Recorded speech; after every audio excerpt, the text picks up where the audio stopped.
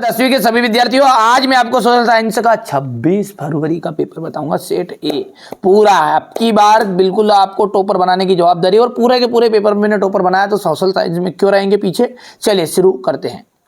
भारत में वन्य जीव सुरक्षा अधिनियम कब पारित हुआ? 1972 में। किस राज्य में बांस ड्रिप सिंचाई सामान्य? मेघालय। देश का सबसे पुराना कृत्रिम पत्थर कौन सा है? चेन्नई। 1804 की नागरिक संहिता को किस नाम से जाना जाता है? नेपोलियन संहिता के नाम से जानते हैं। भारत में साइमन कमीशन का बहिष्कार क्यों किया गया? क्योंकि कमीशन में कोई भी भारतीय सदस्य नहीं था।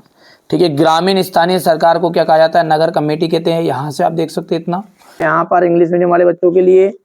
ठीक है।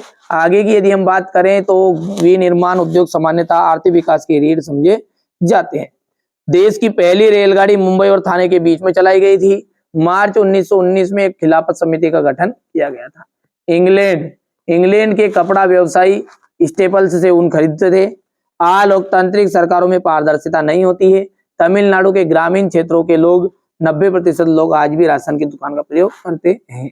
आप तो अच्छे से मेहनत करो। देखिए हमारा उद्देश्य यही है कि आप अच्छी तरक्की करो, अच्छी मेहनत करो, ठीक है, और जीवन में आगे बढ़ो। प्रथम विश्व युद्ध कब हुआ था? 1914 से 1918 के बीच। सूती कपड़ा मिल। Richard Arkwright. बेल्जियम की जो भाषा है वो है आपकी डच एवं फ्रेंच। महिला साक्षरता दर दिया जाएगा 54%। और सरकार का जो बेहतर रूप है वो कहलाएगा आपका लोकतांत्रिक। सबसे बेहतर रूप क्या है? लोकतांत्रिक है। 2011 में भारत की साक्षरता दर 73% थी। अब आगे बढ़ते हैं ना। फर्स्ट वर्ल्ड वार ये 1914 से 18 तक चला था। तो ये आप थोड़ा सा देख सकते हैं। कॉटन टेक्सटाइल मिल, ठीक है। तो आप ये तो ध्यान से देखना है ना भैया। मेरा जो उद्देश्य है, मेरा लक्ष्य यही है कि आप जीवन में आगे बढ़ जाए। बस आगे बढ़ गए तो मेरा काम हो गया, समझो, ठीक है। क्योंकि मैं मेहनत किन के लिए कर रहा हूं? सिर्फ आपके लिए।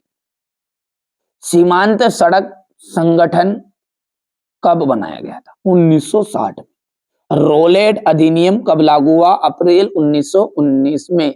कार्यपालिका और विधायिका द्वारा बनाए कानूनों पर अंकुश कौन रखता है? न्यायपालिका। जीडीपी में सबसे अधिक योगदान किसका है? प्रत्येक क्षेत्र का है। बैंक जमा राशि के एक बड़े भाग को किसके लिए इस्तेमाल करती है? ऋण देने में। भारत में लघु उद्योग में कितने श्रमिक नियोजित है? तो 2 करोड़, ठीक है, श्रमिक नियोजित है। चलिए अब आगे बढ़ते हैं और यहां से ध्यान से देखते हैं। इंग्लिश सुनने वाले बच्चे बढ़िया से स्क्रीनशॉट लेंगे यहां से। चलिए इसके बाद में आ गया आपका 2016 में भारत विश्व में चीन के बाद दूसरा तिलहन उत्पादक देश था। बिल्कुल राइट बात है। सार्वजनिक क्षेत्रों के उद्योग जैसे रिलायंस और टिस्को है, असत्य बात है। 1805 में फ्रांसीसी क्रांति हुई थी, असत्य है। जनगणना में प्रत्येक 10 वर्ष के बाद सभी नागरिकों के धर्म को दर्ज किया जाता है।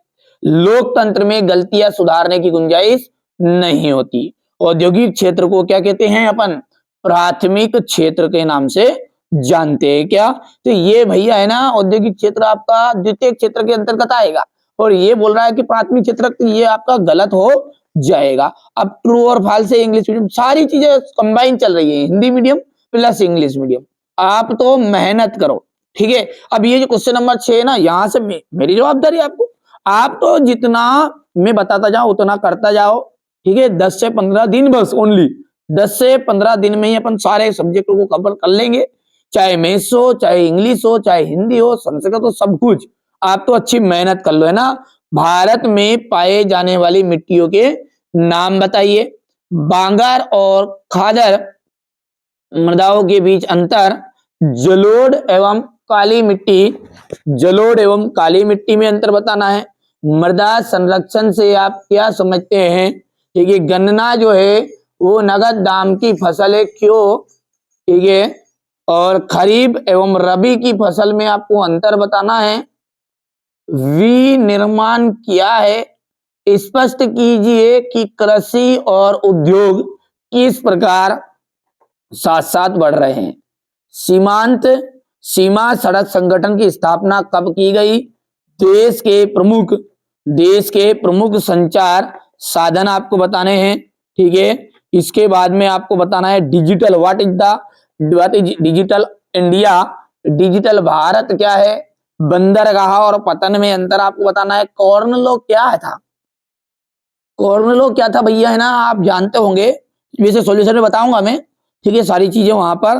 कॉर्नलो क्या है? ब्रिटिश सरकार ने जो बड़े भूस्वामी है, जैसे जो बड़े बड़े काश्तकार थे, काश्तकार मतलब जिनका 1000 एकड़ जमीन, 2000 एकड़ जमीन, 500 एकड़ जमीन, इन सबके दबाव में मक्का आती थी बाहर से, तो मक्का को बाहर से नहीं आने दिया। उनने कह दिया कि भाई साहब, अंग्रेज सरकार पे दबाव डाला, बड़े बड़े आदमी उनकी चलती थी, ऐसा नहीं है कि अंग्रेज चलाते, थोड़े बड़े बड़े जो थे राजा महाराजा है, जो बड़े बड़े काश्तकार, उनकी चलती थी उनके पास, तो जैसे ही चलती थी, ठीक है। तो उन्होंने मक्का के आयात पर रोक लगाने के लिए कानून बनाने के लिए कहा।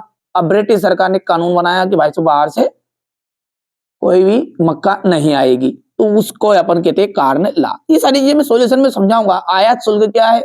बाहर से कोई भी चीजें जो आती है, जो सीमा पर टैक्स लगता है, बंदरगाहों पर टैक्स लगता है, उसे अपन आयात शुल्क कहते हैं। ब्रिटेन की महिला कामगारों ने स्पिनिंग जेनी मशीन पर हमले क्यों किए? सेठ हुकुमचंद कौन थे? वेलम और प्लाटेन से क्या आशय? उल्मा व फतवा से आपका क्या आशय है? चलिए आगे बढ़ते हैं और अगला देखते हैं ध्यान से। त्रिपिटिका कोरियाना क्या है? पंचांग तथा गाथा गीत से क्या आशय है? प्राथमिक क्षेत्रक, द्वितीय क्षेत्रक और तृतीय क्षेत्रक को आपको उदाहरण सहित समझाना है। अधोसंरचना और ज्ञान आधारित समाज क्या है? वैश्वीकरण क्या है? किन उद्योगों पर वैश्वीकरण का बुरा प्रभाव पड़ा है? ठीक है। विदेशी व्यापार क्या है? वर्ष 1991 के पूर्व भारत की विदेश व्यापार की नीति क्या थी?